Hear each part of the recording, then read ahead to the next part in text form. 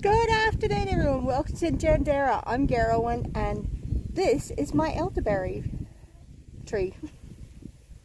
So I've done lots of videos over the years on elderberries, but I have now got the ability to be able to show you the elderberries in multiple different stages. So here is the elderberries ready to be picked, and we've got these ones. These are just coming into bloom.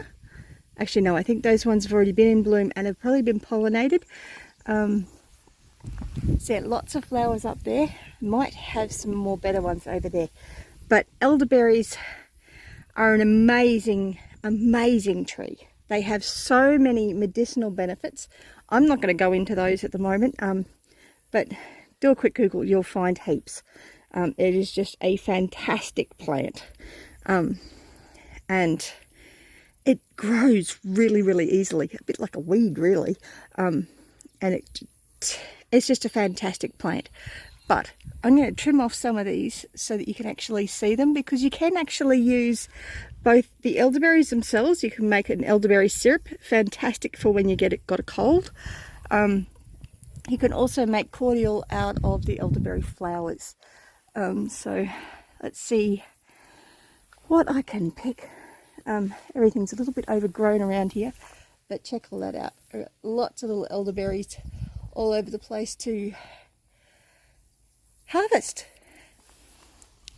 and lots more coming, which is fantastic. Makes me really, really happy.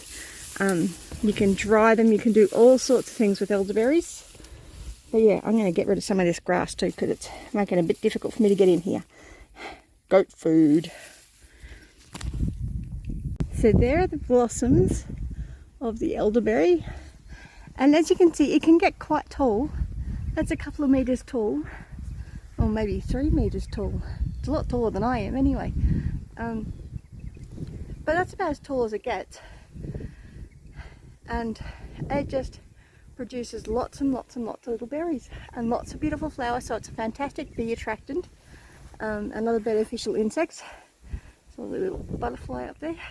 And you get these lovely clusters of berries, which are extremely dense in nutrition and are very, very good for you, especially when you've got a cold. So yeah, the one problem with elderberry is it can grow from runners.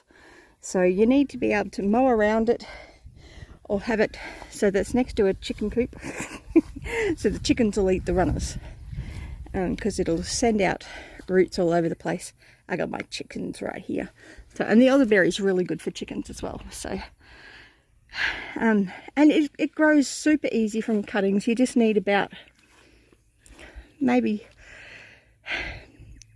20 centimeters to 30 centimeters, maybe a foot of branch, and stick it in some water, and after a couple of weeks it'll have roots.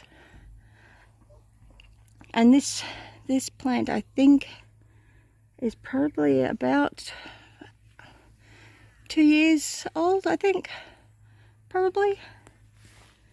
So it's doing quite well. I've hacked it back quite a few times, and it's been completely and utterly neglected. So a well looked after tree is going to be in a much better position than this one is, but I just haven't been well enough. So, and I didn't mulch underneath it as well as I should have. Anyway, it happens. So yes, one elderberry is doing fantastically, and so I mean, the amount of elderberries I've harvested so far, I'm not going to have a huge amount, but that just means I need to plant more trees, which is really super simple to do. And if I remember, I'll leave a link up there to a video where I've shown doing elderberry cuttings. I may even take a couple of cuttings. I just haven't brought the secateurs out with me. But yeah, it is super easy to do, and they grow super quickly. So it's doing really, really well. In fact, the one over there is actually shading out my mulberry too much, so I'm going to have to trim it back.